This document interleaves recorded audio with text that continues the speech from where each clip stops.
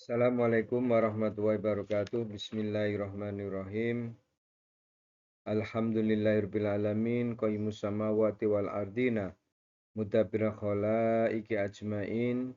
Faisi rasuli sholawatuhu wa salamu alaihim ilal mukallafina li hidayatihim wa bayani syara'idin bidalali al-qad'iyati wa wadihatil barohin ahmaduhu ala jami'i ni'amihi wa asyhadu an la ilaha illallah wahdahu la syarikalah wa asyhadu anna muhammadan abduhu wa rasuluh.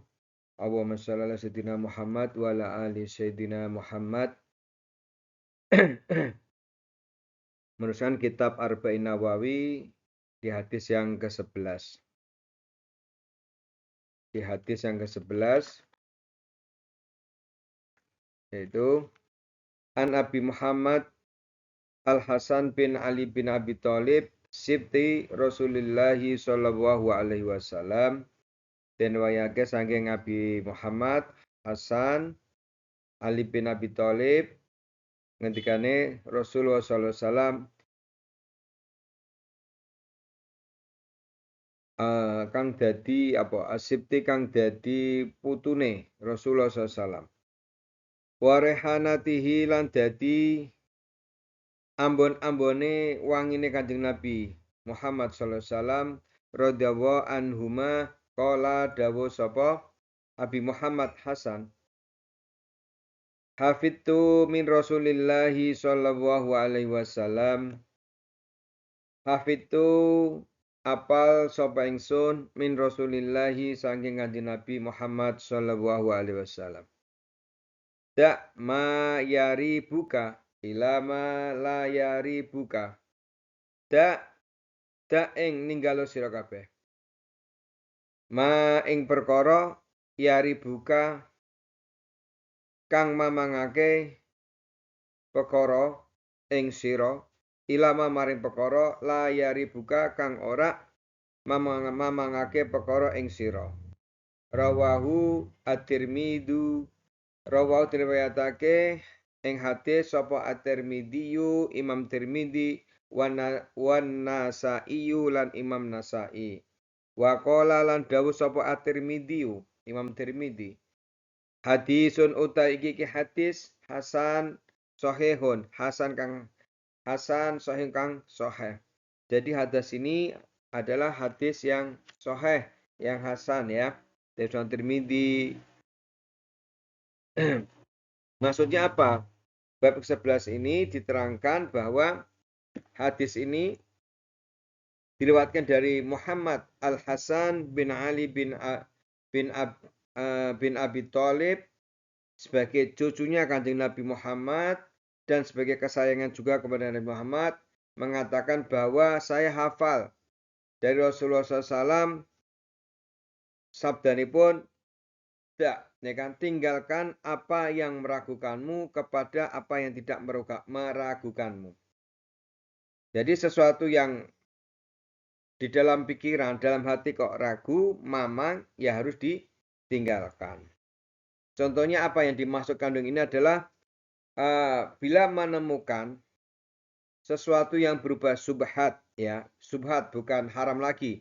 Subhat, kalau haram pasti ditinggal, ini subhat yang mamang, yang samar, maka untuk mengambil berpindah kepada yang halal. Ya, untuk melahirkan sifat yang warok, yang betul-betul bisa bisa meninggalkan perkara-perkara yang tidak jelas. Itu maksudnya berarti kalau ada sesuatu yang mamang, oh ini makanan ini halal apa enggak? Kok dikira-kira sampai mamang, ya ditinggal. Kalau jelas halalnya, ya silakan dimakan. Bahwa perbuatan subhat itu adalah perbuatan subhat itu merupakan yang bisa menyebabkan hati menjadi gelap. Ya, kalau haram menyebabkan hati menjadi mati. Kalau gelap dan mati itu doa-doanya terhalang, ya. Sudah tidak jauh dari keberkahan dari Allah Subhanahu wa taala. Dalam perkara yang mamang harus ditinggalkan, yaitu perkara ini harus jelas keyakinannya dan harus tenang, di hati harus tenang, tidak ada keraguan sedikit apapun. Dan harus ditang bahwa makan ini adalah jelas. Terus, dalam kehidupan sehari-hari dalam beragama, ya, dalam beragama ibadah dan menuju kepada Allah, harus berhati-hati dan tidak boleh meremehkan terhadap urusan-urusan agama atau masalah-masalah bid'ah. Ya, di sarahnya, Arba'in ini jangan meremehkan perkara-perkara yang menjadikan bid'ah atau yang subhat. Itu harus ditinggalkan. Terus apabila ini dilanggar, perkara yang mamang, sesuatu yang subhat, terus kita langgar, itu akan menuju perbuatan-perbuatan untuk melakukan perbuatan haram itu semakin berani. Akhirnya dari yang samar menjadi tidak samar, ya, menjadi jelas haramnya tetap dilanggar. Dari orang-orang yang biasa melakukan perbuatan haram karena dari awalnya adalah melakukan kegiatan perbuatan yang subhat. Lanjut hadis ke-12. Al-hadisu saniya asyara. An Abi Hurairah radhiyallahu anhu qala dawu sapa Abi Hurairah qala Rasulullah sallallahu alaihi wasallam. Min husnil islami al-mar'i tarkuhu mala yaghnihi. Hadisun hasanun rawahu at-Tirmidzi wa khairuhu hakada.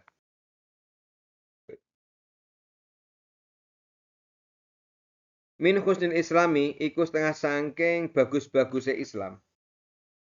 Al-mar'i wong suci tarkuhu utawi ninggal mar'i. Ninggal sesuatu wong suci. Ma ing perkara la yahnihi kang ora maidahi perkara ing mar'i. Iku hadisun ai hada hadis hasan kang hasan rawahu diriwayatake ing hadis sapa at-Tirmidzi Imam Tirmidzi wa khairuhu lan liyane Imam Tirmidzi wa hakadha lan iki hadis. Maksudipun hadis menika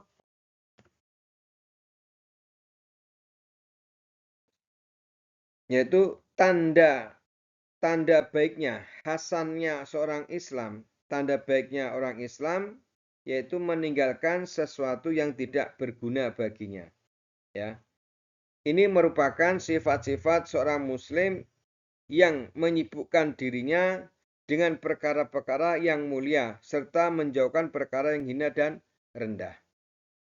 Berarti di hati, pikiran, jasmani selalu diarahkan kegiatan-kegiatan yang positif, yang tidak bermanfaat ditinggal. Jadi kalau sebagai pelajar harus menambah ilmu, ya kan, menambah pengetahuan, bukan malas-malasan. Atau seorang lelaki harus bekerja, jangan sampai tidak bekerja tidak menafkahi keluarganya. Kemudian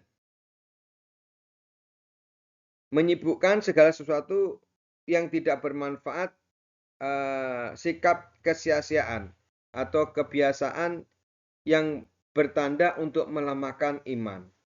Ya. Contoh ya apa? Makan terlalu banyak, ya, tidak pernah berzikir, ya kan, jauh dari bismillah, akhirnya menjadi malas dan sebagainya. Itu membuat pertanda lemahnya iman. Kemudian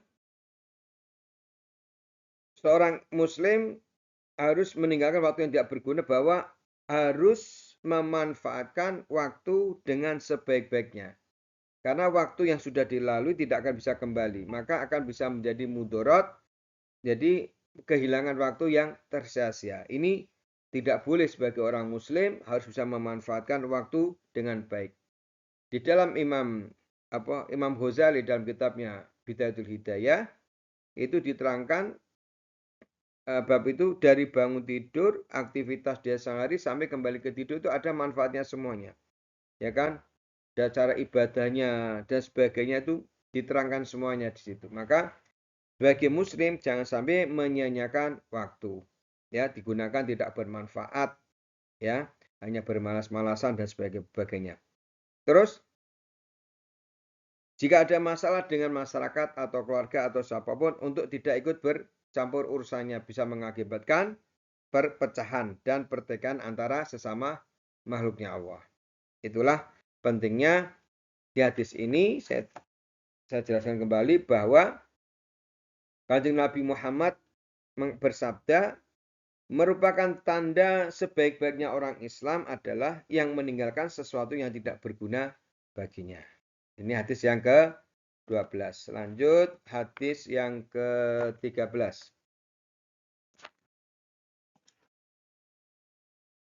An Abi al-hadisu salisu asyara an Abi Hamzata Anis bin Malik radhiyallahu anhu khatimi Rasulillah sallallahu alaihi wasallam. Khatimi Rasulillah kang dadi pelayane Kanjeng Nabi Muhammad sallallahu alaihi wasallam. Ani Nabi sallallahu alaihi wasallam qala dawuh sapa Nabi la yu'minu ahadukum. Ngeri sekali nih. La yu'minu ahadukum hatta yuhibbu li akhihi ma yuhibbu li nafsihi. La yu'minu ahadukum ora diarani mukmin sapa sira kabeh. Hatta yuhibbu sehingga demen sapa sira kabeh li akhi maring sedulure sira kabeh, ma ing barang, ma ing perkara yuhibbu kang demen apa? Sedulur sira kabeh li nafsi maring awak dhewene sedulure sira. Rawahu al-Bukhari wal Muslim. Jadi ini diterangkan dari Abu Hamzah Anas bin Malik radhiyallahu taala radhiyallahu anhu sebagai pembantu Rasulullah SAW dan Rasulullah SAW ngendika bersabda tidak beriman salah seseorang di antara kamu sehingga kamu bisa mencintai saudaramu yang dia cintai untuk dirinya sendiri. Berarti apa? Menganggap saudaranya itu menganggap dirinya sendiri, ya. Mencintai saudaranya berarti menganggap mencintai sama dengan mencintai dirinya sendiri. Ya saudara kandung, sesaudara, ini saudara muslim, apalagi dalam saudara kandung selalu membenci saudaranya sudah itu kan berarti sudah dikatakan orang mukmin. Padahal tidak bisa dikatakan orang beriman sehingga tidak bisa mencintai saudara-saudaranya. Begitu juga untuk mencintai makhluk-makhluknya Allah Ta'ala yang kelihatan maupun yang tidak kelihatan. Ya kalau rumput-rumputan pun tidak boleh dirusak. Binatang yang dimuliakan, yang binatang yang dihinakan juga tidak boleh disakiti. Bahwa seorang mukmin ya harus bagikan satu jiwa.